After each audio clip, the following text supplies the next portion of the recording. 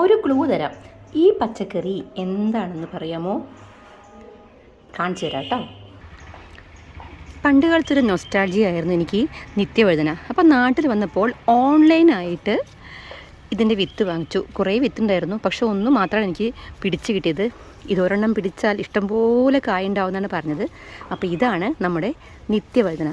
കണ്ടോ, ഇതൊരു വള്ളിച്ചെടിയാണ്. അപ്പോൾ ഞാനിത് താഴെ ഒരു ഗ്രോ ബാഗിൽ വെച്ച്, ഇത് കണ്ടോ, ഒരു ചെടിയിൽ നിന്നാണ് എനിക്ക് ഒരു പിടി നിത്യവഴുതന കിട്ടിയത്. ഇത് ഉണ്ടായി തുടങ്ങിയാൽ ഈ കായ മൂത്തിട്ട് ഇത് പൊട്ടിത്തെറിച്ച് ഇഷ്ടംപോലെ ചെടികളുണ്ടാവുമെന്നാണ് പറഞ്ഞത്. അപ്പം ഇനി ഇതിൽ നിന്നും ഇഷ്ടംപോലെ ചെടികൾ ഉണ്ടാകാൻ വേണ്ടി ഒരെണ്ണം നിർത്തിയിരിക്കുകയാണേ. അപ്പം ഞാൻ കഴുകി വെച്ചിട്ടുള്ള നിത്യവഴുതന ഇന്ന് നമുക്ക് മെഴുക്ക് പുരട്ടി ഉണ്ടാക്കാം. എന്തായാലും മുറ്റത്തുനിന്ന് പറിച്ച നിത്യവഴുതനയ്ക്ക് മുറ്റത്തുനിന്നും പറിച്ചെടുത്ത പച്ചമുളക് കൂടി ചേർക്കാം. 2 പച്ചമുളകും ഇങ്ങ് പോരട്ടെ. ഇത് ഞാനിങ്ങനെ നീളത്തിലാണ് മുറിച്ചെടുക്കാൻ പോകുന്നത്. ഈ കായ മൂത്ത് പോയാൽ നമുക്ക് എടുക്കാൻ പറ്റില്ല കേട്ടോ. ഇത് ചെറുതായതുകൊണ്ട്, ഇത് മൂക്കാത്ത കായതുകൊണ്ട് നെടുകെ മുറിച്ച് നമുക്ക് എടുക്കാം. അപ്പോൾ നിത്യവഴുതനയൊക്കെ നന്നായിട്ട് അരിഞ്ഞ് റെഡിയാക്കിയിട്ടുണ്ട്. അതിൻ്റെ കൂടെ കുറച്ചൊന്ന് പാകമായിട്ടുള്ള വിത്തുകളും കിട്ടിയിട്ടുണ്ട്. അപ്പോൾ നമുക്കിതിനെ കുറച്ച് ഉള്ളിയും അതുപോലെ വെളുത്തുള്ളിയും എല്ലാം വേണം. അപ്പോൾ നമുക്കിത് ഉണ്ടാക്കാൻ തുടങ്ങാം. ചട്ടിയിൽ കുറച്ച് വെളിച്ചെണ്ണ ഒഴിച്ച് കൊടുത്ത് അത് ചൂടാക്കുമ്പോൾ, എണ്ണ ചൂടായപ്പോൾ കടുകിട്ടു. കടുക് പൊട്ടി തുടങ്ങിയാൽ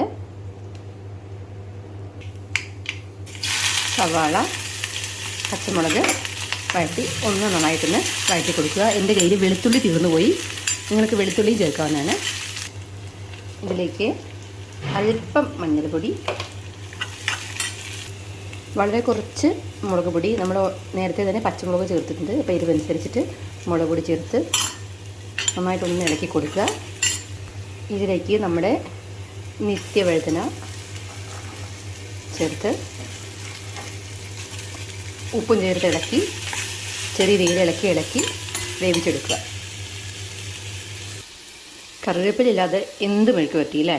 ഇപ്പോൾ ഇച്ചിരി കറിവേപ്പിലയും കൂടി ആവട്ടെ. ഇതിപ്പോൾ എൻ്റെ ഇരുമ്പിൻ്റെ ചട്ടി ആയതുകൊണ്ടാണ് ഡ്രൈ ആവുന്നുണ്ട്. അല്പം വെള്ളം തളിച്ച് കൊടുക്കാം. നിങ്ങൾ നോൺ സ്റ്റിക്കൊക്കെ ആണെങ്കിൽ വെള്ളത്തിൻ്റെ ആവശ്യം വരില്ല. അല്പം വെള്ളം തളിച്ച് കൊടുക്കാം. അടച്ച് വെച്ചിട്ടുണ്ട്. ഇടയ്ക്കിടയ്ക്ക് ഇളക്കി കൊടുക്കണം. അപ്പോൾ 5 മിനിറ്റ് കഴിഞ്ഞ് ഞാൻ തുറന്ന് നോക്കി. നമ്മുടെ നിത്യവഴുതന റെഡി ആയിട്ടുണ്ട്. നിങ്ങൾക്ക് മുളക് പൊടിയും ചതച്ച മുളകും വെളുത്തുള്ളിയൊക്കെ ചേർത്ത് ടേസ്റ്റ് കൂട്ടാം. ഇപ്പോൾ വളരെ ഔഷധ ഗുണമുള്ള, ഇപ്പോൾ അധികം ഇങ്ങനെ അന്യം നിന്ന് പോയിട്ടുള്ള ഒരു പച്ചക്കറിയിൽ ഒന്നാണിത്. അപ്പോൾ ഇതെല്ലാവരും ട്രൈ ചെയ്ത് നോക്കുക.